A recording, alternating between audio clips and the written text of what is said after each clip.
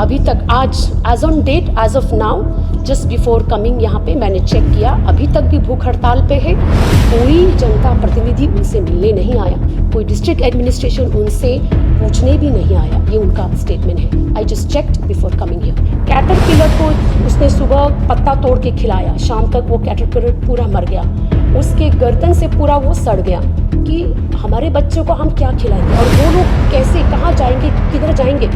क्योंकि उनका गांव ये फैक्ट्री, इंडस्ट्रियल ग्रोथ सेंटर जहाँ पे ये सिलिकॉन फैक्ट्री है, उसके चारों ओर है उनका, तो जाए भी तो कहाँ जाए? कॉन्स्टिट्यूशन सर, सभी मीडिया बंधुओं को मेरे तरफ से सादर प्रणाम है। मैं Jeremiah Crow, one of the members of the fact finding committee. जैसे कि जॉनी सर ने कहा कि 8 मेंबर कमेटी मेंबर्स का जो गठन हुआ था under the leadership of Shri Posiram Siram sir, president of APCC।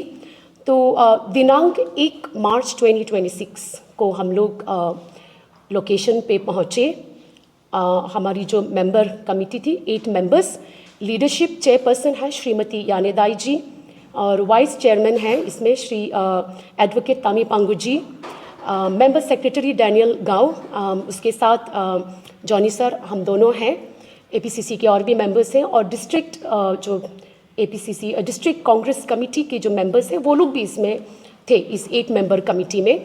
तो हमने लोकल लीडरशिप को भी हमने साथ में लिया, और हमने जाकर जहाँ पर ये प्रोटेस्ट हो रही है लोकेशन पे हम लोगों ने जाके जायज़ा लिया। तो हमारी जो मेथोडोलॉजी है, जो हमारी प्रोसेस है, ये रहा। सबसे पहले हमने जाकर फैक्ट्री में, फेरो सिलिकॉन फैक्ट्री जो है which is being run by Ether alloys LLP, हम फैक्ट्री प्रीमाइसेस गए। फैक्ट्री प्रीमाइसेस में हम गए, और जो मैनेजमेंट थी, वहाँ की जो इंजीनियर्स थी, हमने उनसे बातें किए, इंटरेक्शन किए। उन्होंने भी कोऑपरेट किया हमारे साथ में। उन्होंने डिटेल पावर पॉइंट प्रेजेंटेशन दिया, जो डॉक्यूमेंट्स उन्होंने, जो लाइसेंस जो उन्होंने प्रोक्योर किया, वो सब हमको डिटेल्स में उन्होंने दिया है। और फिर हमने जाके मशीनरी को भी हमने देखा, एम्प्लॉयज़ के लिए क्या क्या इंफ्रास्ट्रक्चर है वो भी हमने देखा, और जो डंपिंग ग्राउंड है उनका बाई प्रोडक्ट, वो सब भी हमने देखा। वो सब कुछ हमने इंस्पेक्शन किया, हमने देखा, वहाँ पे इंटरेक्शन किया, और उनके तरफ से डॉक्यूमेंट सारा कुछ हमने लिया। और उनके तरफ से भी जो भी कंप्लेंट्स थे कि उनके काम जो रुकी हुई है वो भी हमने सुना, उनके साइड का भी स्टोरी हमने पूरा सुना अच्छे तरीके से। एंड उसके बाद हम नेक्स्ट फेज़ गए हम लोग रालूंग विलेज, जहाँ पे हमारी माँ लोग जो है, आने लोग जो है, भूख हड़ताल पे है। 23 फरवरी से उन लोगों ने स्टार्ट किया है, आप लोग मीडिया वालों को सभी को पता होगा। एंड आज 5 मार्च है, तो it's more than like 10 days है ना, कुछ 10-11 दिन तो हो गया है। और इसी दौरान ये भी मैं कहना चाहती हूँ कि 2 माँ लोगों का हेल्थ डिटोरिएट हुआ था, उनको हॉस्पिटल में भी एडमिट किया गया था। वे लोग ट्रीटमेंट लेकर फिर से भूख हड़ताल में जुड़ गए हैं। तो हम लोगों ने उन सब से इंटरेक्शन किया और उनसे जाना, फर्स्ट हैंड हमने उनसे सुना उनकी कंप्लेंट्स, और वहाँ में पब्लिक भी गैदर हुए थे, तो पब्लिक लोगों से भी हमने सुना।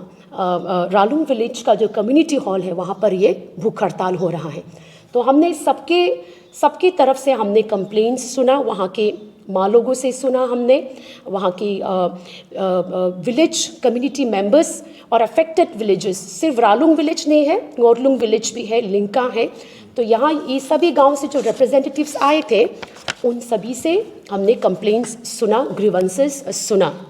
और मैं, क्योंकि हम लोग फर्स्ट हैंड हम लोगों ने उनका टेस्टिमनी सुना, तो मैं थोड़ा सा रखना चाहती हूँ जनता के सामने में उनकी जो तकलीफ़ है, ग्रीवेंसेस है। तो उन्होंने बोला कि उनकी जो एग्री हॉर्टिकल्चरल जो भी एक्टिविटीज़ है वो सब पे बहुत असर पड़ा है। मैं एग्जांपल देना चाहती हूँ, ये उनके मुंह से मैंने सुना है, वही मैं आपके सामने में रखना चाहती हूँ, कुछ बनाया नहीं है। तो हमारे अरुणाचल में गांव वाले लोग खासकर क्या करते, खेती बाड़ी करते हैं, है ना, पशुपालन करते हैं, बकरी का ये करते हैं, पशुपालन करते हैं, फिश पॉन्ड में मछली का ये लोग रेयरिंग करते हैं, उसको बेचते हैं। इनसे जो आमदनी मिलता है उसी से उनका गुजारा चलता है ना, उसी से उनका लाइवलीहुड चलता है, बच्चे को पढ़ाना लिखाना घर बनाना सब कुछ। तो जो किंग चिली का जो प्रोडक्शन बहुत ज़्यादा था पहले, वो भी उसमें रिडक्शन पाया गया। और सिल्क वॉर्म जो है ना, उसका जो कैटरपिलर है उसको जो पत्ता खिलाते हैं ना, तो एक औरत ने आकर बताया, वो ये उसका पर्सनल एक्सपीरियंस, पर्सनल टेस्टिमनी वो शेयर करी थी। कैटरपिलर को उसने सुबह पत्ता तोड़ के खिलाया, शाम तक वो कैटरपिलर पूरा मर गया, उसके गर्दन से पूरा वो सड़ गया। तो वो क्यों हुआ बोले तो वो पत्ते पे डस्ट था, इस फैक्ट्री से जो डस्ट आ रही थी, ये उसने शेयर किया।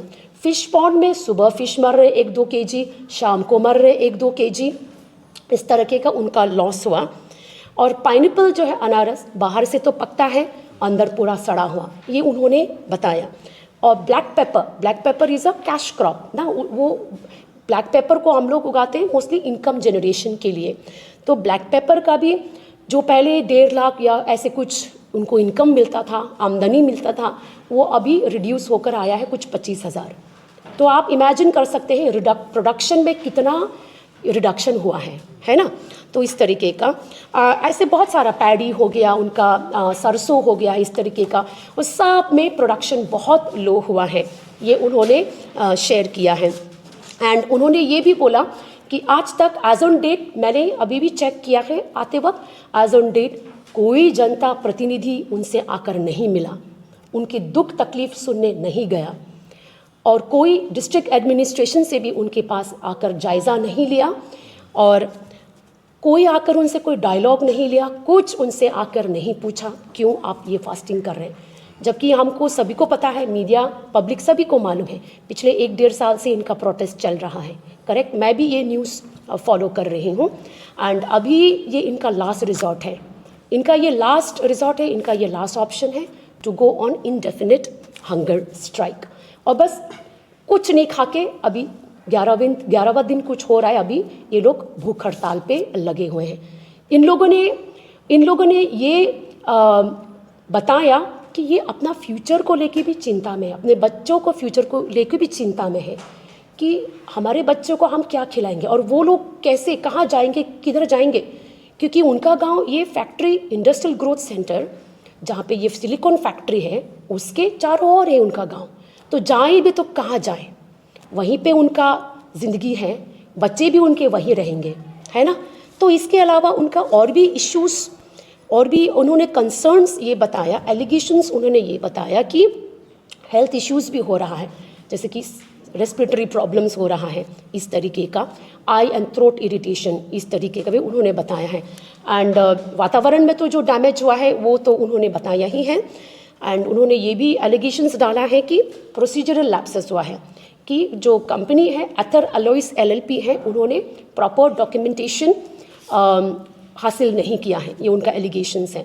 एंड लोकेशन ऑल्सो बहुत ही रिस्क है, क्योंकि बाजू में ही फेमस आर्मी का सैनिक स्कूल है, रिवर सोर्स सिले रिवर पास में है, Poba wild sanctuary is not very far, वो भी बाजू में ही है। तो इस तरीके का ये सब उनका एलिगेशंस है। एंड उनका डिमांड ये है कि फैक्ट्री को कम्प्लीटली क्लोज किया जाए या तो इसको रिलोकेट किया जाए। और उनका ये भी एलिगेशन था कि कोई ग्राम सभा मीटिंग नहीं हुआ, इस तरीके का। तो ये चाहते हैं कि एक मीटिंग हो, एक ग्राम सभा मीटिंग हो, पब्लिक हियरिंग हो, कॉम्पनसेशन मिले उनको जो इनका क्रॉप डैमेज हुआ, हेल्थ इश्यूज़ हुआ।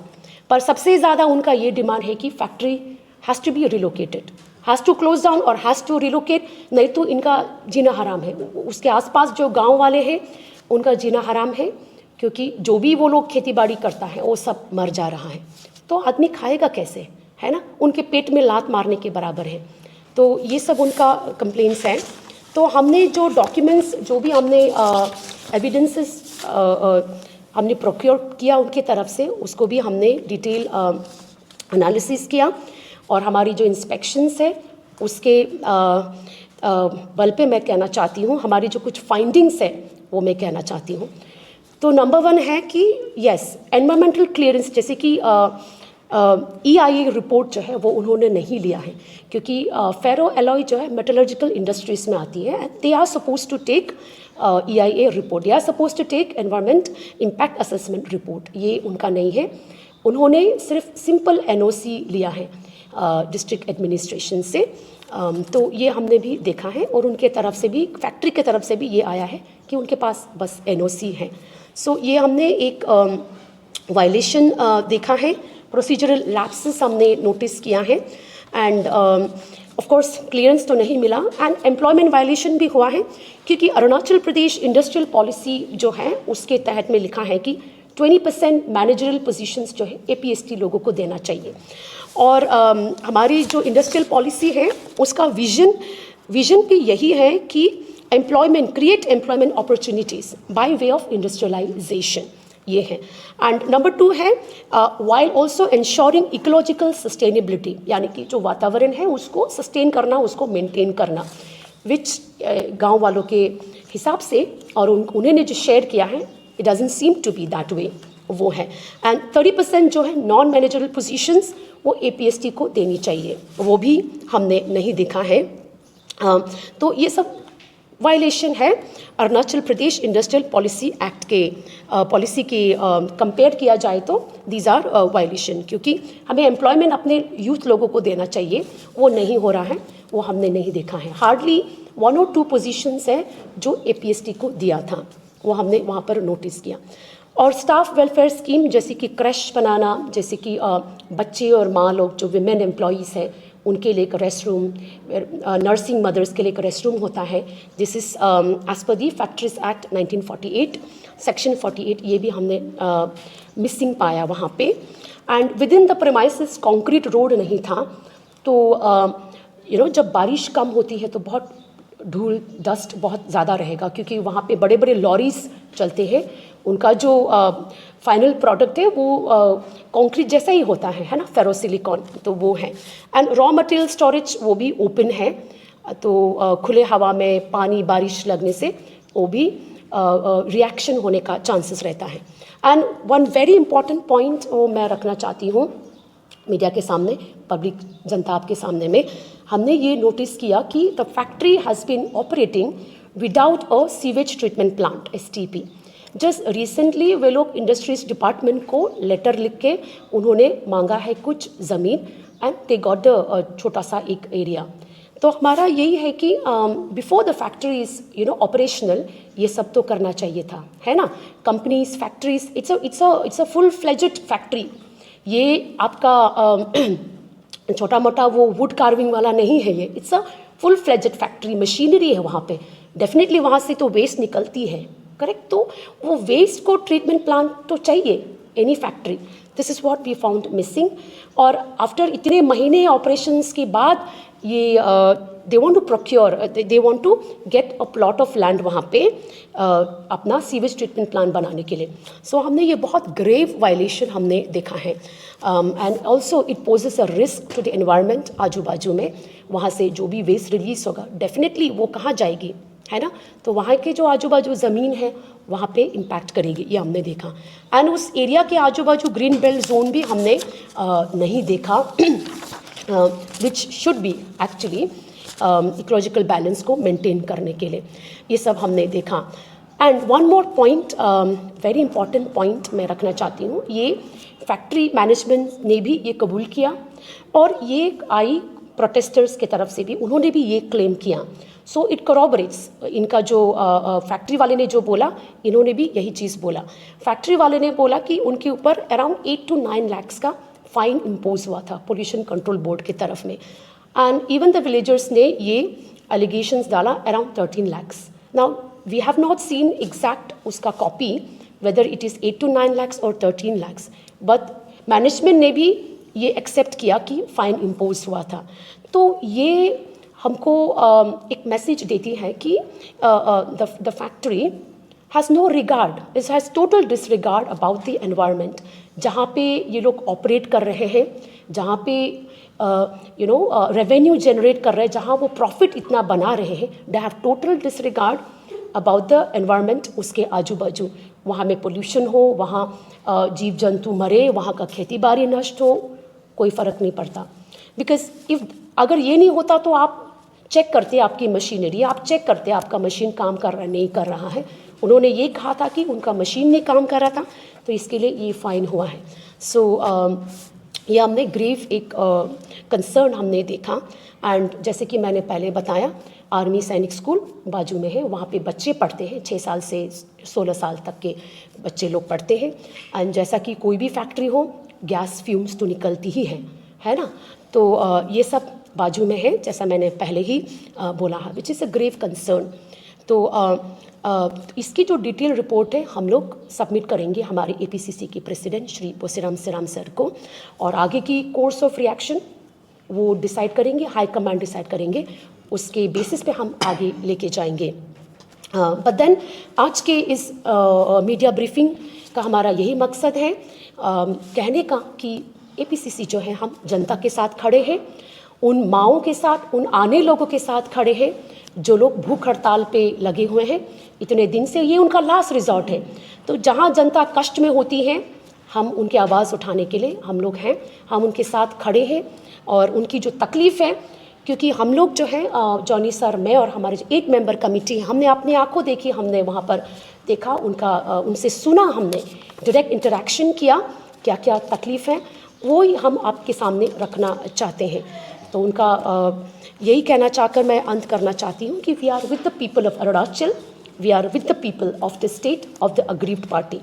जय हिंद, जय अरुणाचल, जय कांग्रेस, जय भारत। Thank you. मेरा एक सवाल है। यस।